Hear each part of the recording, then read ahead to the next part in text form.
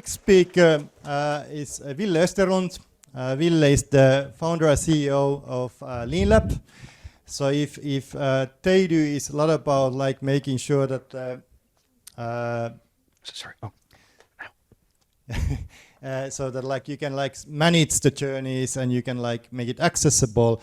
What LeanLab is really good at is that if you think about that you have global customers or like national customers, with the help of LeanLab, you can bring those customers really close to the organization and start having a dialogue and do research at scale. But Ville.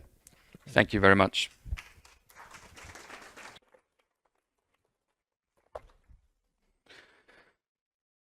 Yeah, in the next 20 minutes, I will focus on why it's so important to continuously keep learning from customers. I will also share my Eureka moment behind founding LeanLab a few years ago.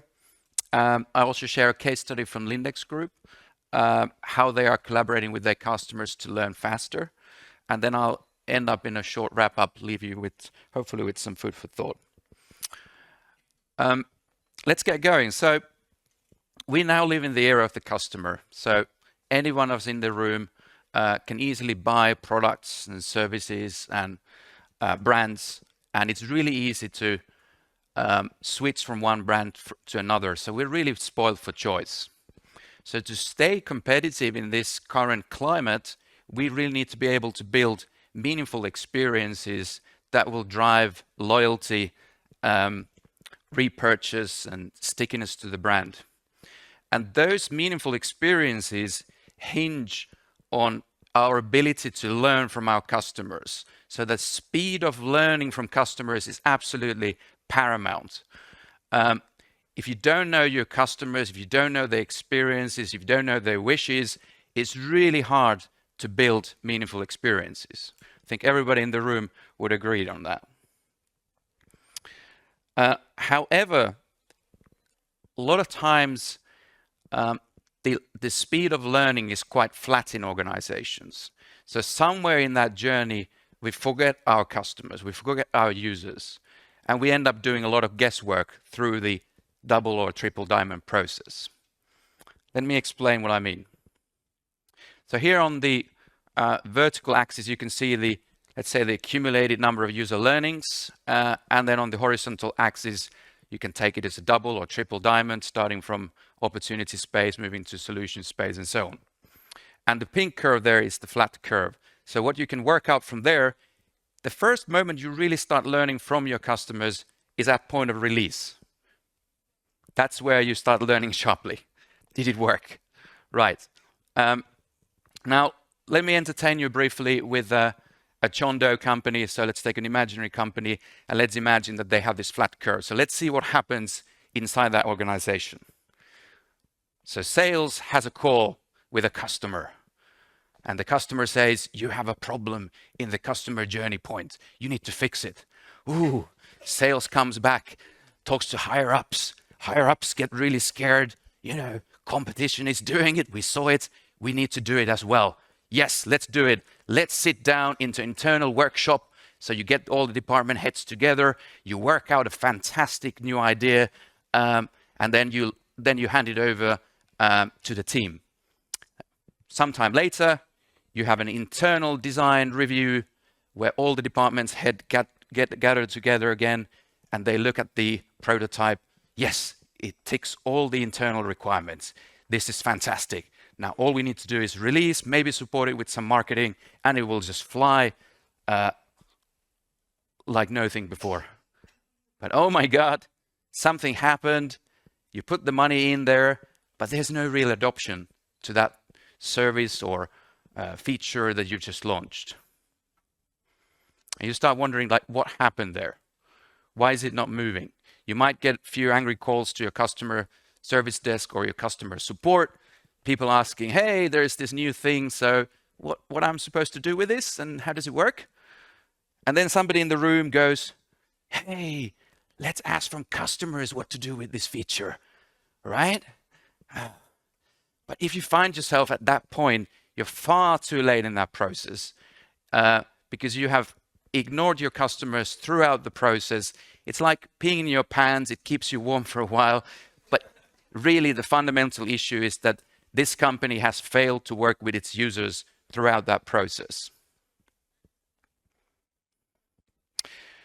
And that sort of leads me to my aha moment behind founding Lean Labs. So I always worked as a user researcher, so that's my trade. And back in the time, I was working for a tech and a design agency, and a lot of the projects that we were shipping out didn't really have the time or the budget to do rigorous user research along the double diamond, triple diamond process. So you might have a opportunity to do a few surveys here and there and maybe some interviews, but somewhere in those triple diamonds, things get kind of loose. You need to quickly work out your solutions, and you need to do a lot of guesswork through the process. So I started daydreaming, like, okay, could there be a better way of working with users, collaborating them with more on a continuous basis, and quickly test and iterate ideas as you develop the service. And that's when it hit me, Lean Lab, lean, fast, safe environment where you can actually bring the users in and work out with them to test your ideas and concepts in an iterative fashion at high speed, at very low cost. So let me show you briefly what I built so far with my team. So it's a continuous user collaboration platform. Essentially, on the right-hand side, you can see that there are your customers, and on the left-hand side, that's your teams working on different customer journey initiatives, right?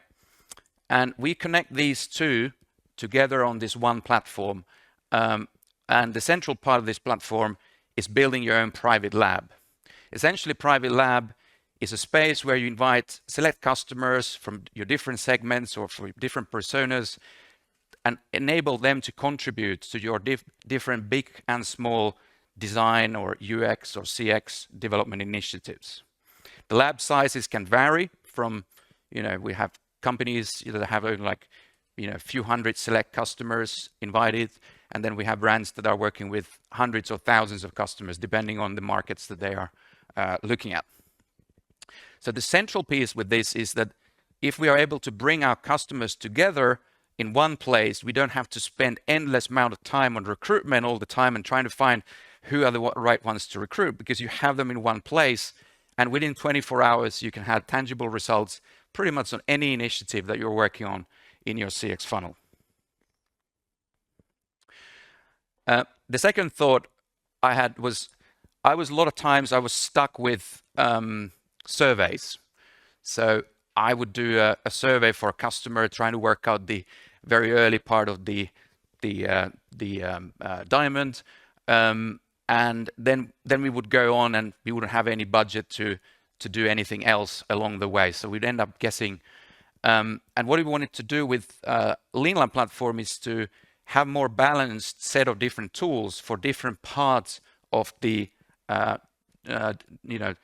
triple diamond process. So bringing more qualitative tools, so giving you an idea when you're working earlier in the process, then you need discovery tools like diaries and discussions and these sort of things, where you can really dig deep into those customer journeys and those moments and experiences.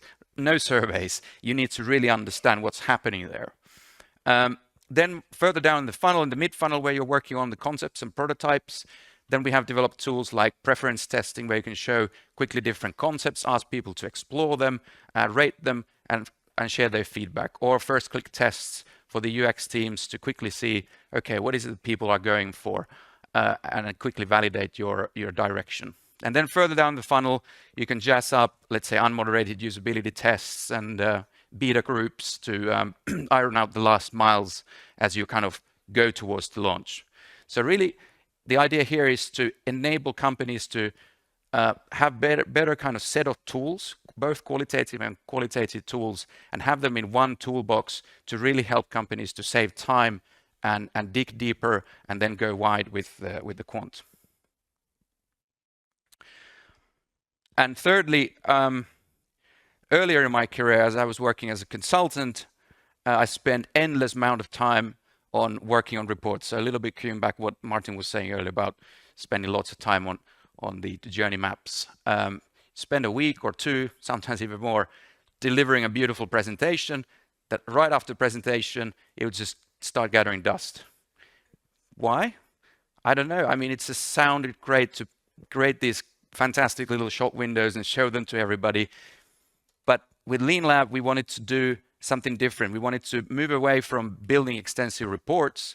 So we devised, there's 4 or 5 different types of reports that we devised over the years to really help teams to move really fast with their decision making. So I'm not going to go through them one by one, but it gives you an idea. Like there are like really visual graphs where you can quickly see, okay, we should really go for the concept A, and here are the reasons why. And then there's a segmentation tool where you can kind of quickly compare the results across different user groups. So you're not just stuck with the total results. And then we also found ways to bring qualitative and quantitative information into one single view, again, saving a lot of time and hustle to work out the quote unquote stats separately. We're quite early in the process. I think Theodor, that you guys are been running your business for a few years more. But I'm really happy that we've already started working with a growing number of Nordic CX and design teams over the last years. And we recently did a study on, okay, what is it that Lean Lab is really delivering on? And kind of fell into these 3 boxes.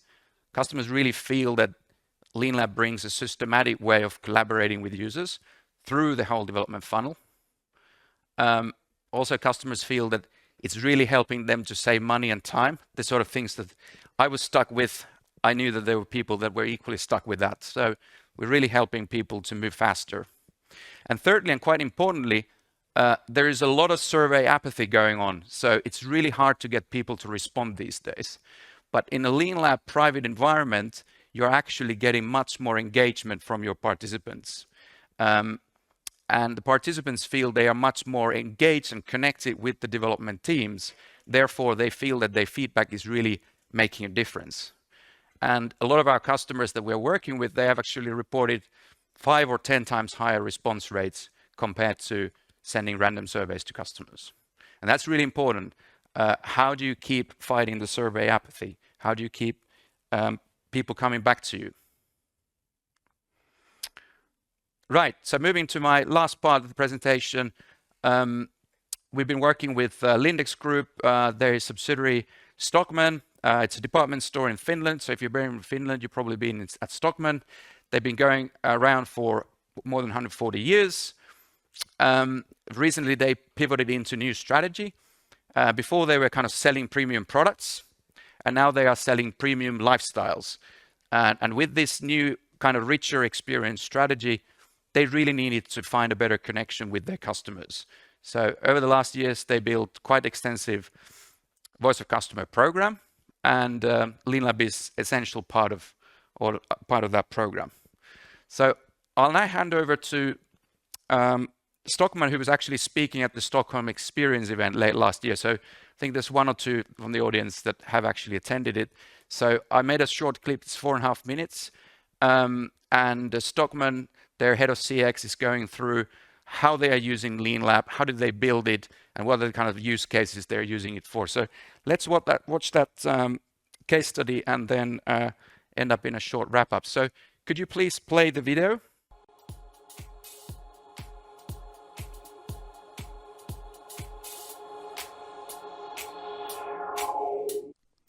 Well, what we have been using for the online community that we started building 2 years ago, so we basically invite anyone to join. Most often they are our loyal customers, like either members of our loyalty program or somehow otherwise just fans of the company, because I would assume that someone who is not in any way interested at Stockmann is not going to join our community. But we have gotten a nice amount of members now, so we have 1,300 members in Finland. We are thinking about launching it in the Baltics at some point, but so far, since we have kind of only one department store in each country, so it's a little bit smaller market and a little bit smaller population there as well, so how to make sure that if we launch it, we get big enough audience and then we can collaborate there as well. It's a very kind of mixed media platform, so we do use different methods there depending on the case that we are operating with. So either more qualitative or quantitative methods, and of course it's usually a mix of both. And different phases of the project, then we use different methods there.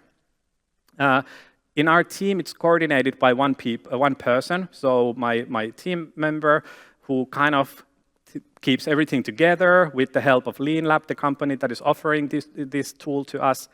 And she is kind of the glue between all the units at Stockmann. So she is collaborating with different units and stakeholders because we are not kind of selling it internally, but we are making sure that everyone knows who works in any kind of development role that we have this community in use.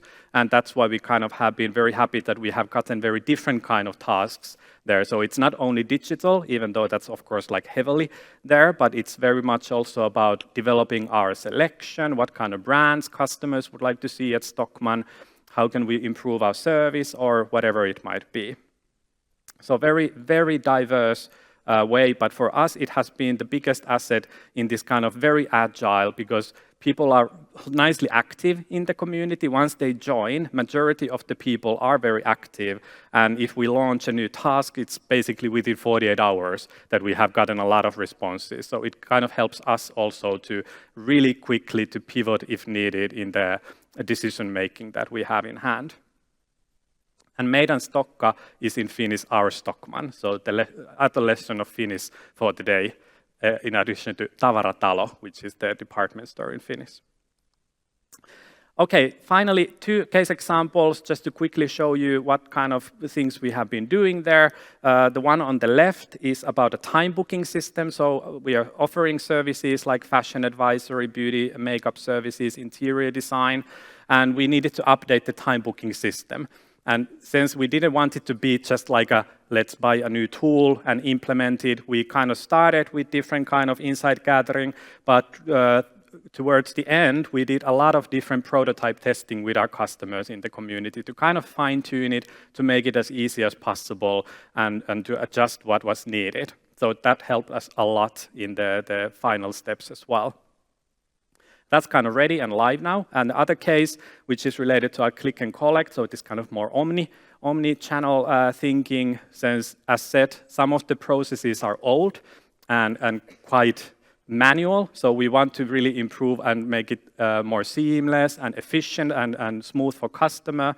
So there we have started to kind of gain understanding on how are we doing at the moment with our services, that you can reserve something in the store or order online and pick it up from store. But what we also did a lot was kind of to ask customers to share benchmarks from elsewhere. So we are kind of crowdsourcing it in a way for them to give us the best tips, share screenshots, whatever they feel is the right method, to really understand what kind of service experience is the one that they are looking for. And that's why we've been kind of now doing several different things there as well, to understand that how to develop that. Is it more technical? Is it a process-wise? What is kind of the biggest pain point? Because as said, of course, you need to develop things in the right way, but you also need to make sure that you are fixing the right problem. But these are only 2 examples, so we are doing several other things. Feel free to catch up with me if you want to know more. But Ooh, baby. Can we get back to the presentation?